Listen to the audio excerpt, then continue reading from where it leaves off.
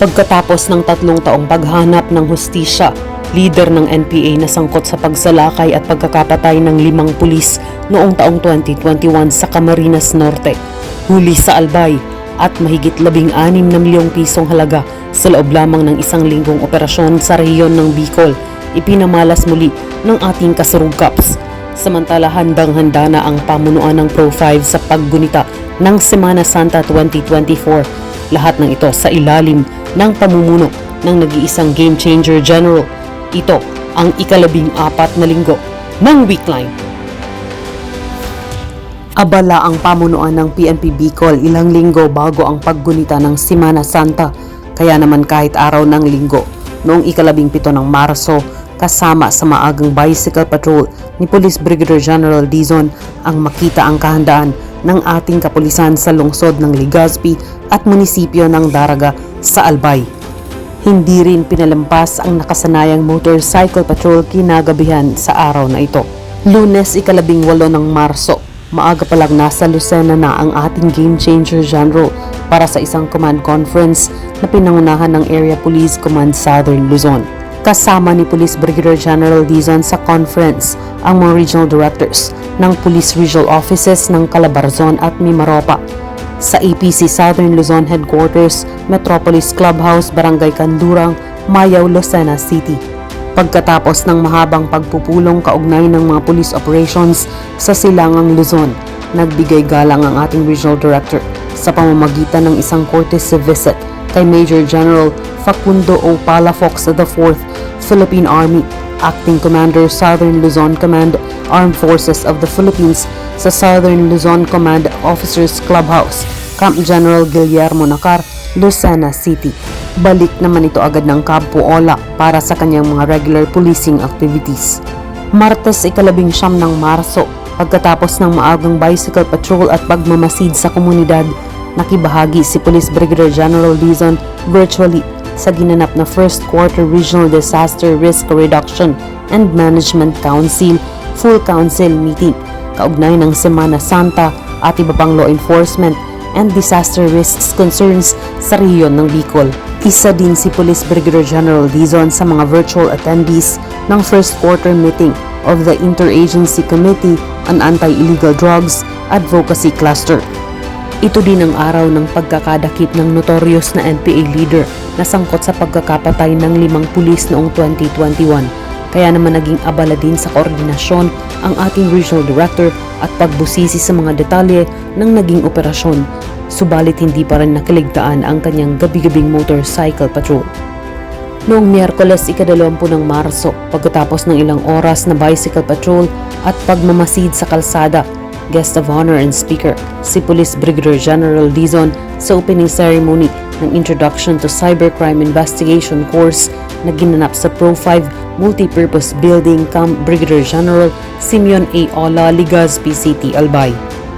Naghandog din ng isang fire honors ang pamunuan ng Pro-5 sa pamumuno ni Police Brigadier General Dizon sa pagbisita ni Honorable Edsel Greco Alexander G. Lagman, ang gobernador ng probinsya ng Albay, nang ito'y bumisita sa Camp Ola sa araw na ito.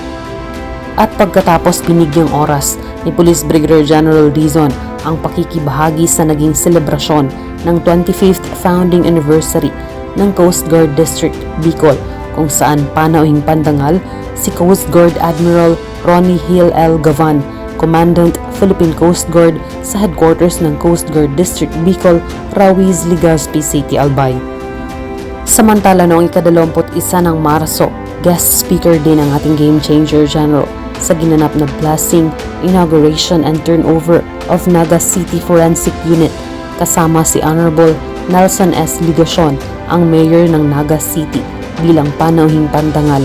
Lubos ang pasasalamat ni Police Brigadier General Dizon sa local government unit ng Naga City dahil sa mas pinalawak at pinabalis na serbisyo ng pulisya gamit ang teknolohiya ng forensic unit ng Naga City. At kaugnay ng preparasyon para sa Oplan Summer Vacation 2024 at Semana Santa, kasama sa mga gagawin ni Police Brigadier General Dizon ay magsagawa ng malawakang talk to men sa lahat ng provincial headquarters upang personal na makausap ang lahat ng mga personnel na alam niyang muli ay hindi biro ang susuunging pagod at puyat dahil sa pagdagsa ng maraming tao. Inuna niya ang Camarines Sur Police Provincial Office, isa sa mga most visited places ng Bicol dahil sa mga beaches nito at magandang lugar na magandang puntahan tuwing bakasyon.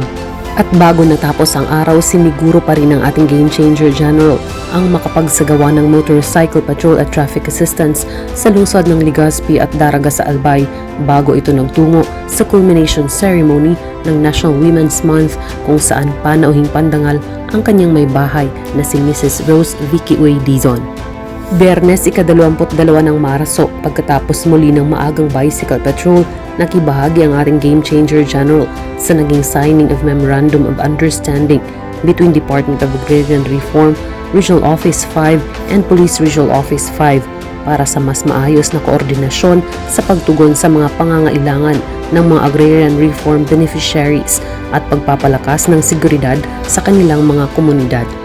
Naging abala naman kinahapunan ang pamunuan ng Police sa Region 5 sa naging sentimental journey ni Police Major General Rudolph B. Dimas, ang kasalukuyang direktor ng Directorate for Plans na nagsilbi din bilang Regional Director ng Police Regional Office 5. Ito ay tradisyon sa PNP bilang respeto at pagkilala sa kanilang magagandang kontribusyon sa pulisya.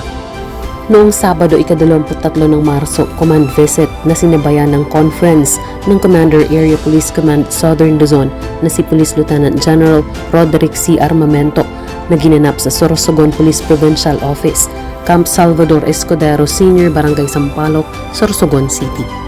Pagkatapos ng nasabing conference ay nagsagawa ng motorcycle patrol si Police Brigadier General Dizon kasama ng ibang kasurugkaps kung saan natulungan ng kanilang team ang isang siklistang naaksidente sa daan. Naging abala din si Police Brigadier General Dizon sa koordinasyon ng naging operasyon sa araw na ito kung saan mahigit 14 na milyong pisong halaga ng iligal na droga ang muli na namang nakumpiska ng Team Kasurugkaps kung saan huli din ang dalawang pinaniniwalaang high-valued target sa Matnong, Sorsogon. At sa mga naisagawang operasyon sa buong linggo mula ika-17 hanggang ika-23 ng Marso taong kasalukuyan, mahigit 16 na milyong pisong halaga ng iligal na droga ang nakumpiska ng mga operatiba ng pulis sa Region 5 na nagresulta sa pagkakaaresto ng 52 suspects mula sa 40 ginawang operasyon. Nanguna dito ang Sorsogon Police Provincial Office, sinundan ng Albay at pumangatlo ang Camarines Sur Police Provincial Office. Sa kampanya kontra illegal gambling, inaresto ang 27 suspects mula sa ginawang 16 na operasyon sa Kabikulan. May 28 operasyong naisagawa naman sa kampanya kontra loose firearms kung saan 7 ang inaresto. Habang mahigit 30,000 piso naman ang mga kagamitang kumpiskado sa illegal na pangingisda kung saan arestado ang 7 suspects sa 2 ginawang operasyon.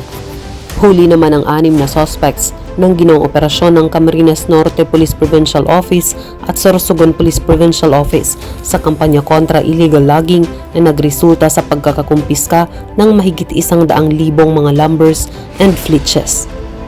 Samantala, umabot sa 103 most wanted persons ang inaresto sa buong Kabikulan sa nakalipas na linggo sa pangunguna ng Camarines Sur Police Provincial Office, habang may 6 na arestado at 2 surrendered ang Pro 5 sa mga hakbang kontra insurhensya sa pangunguna ng Albay Police Provincial Office at 1 surrendered ang Camarines Norte Police Provincial Office sa kampanya kontra criminal gang.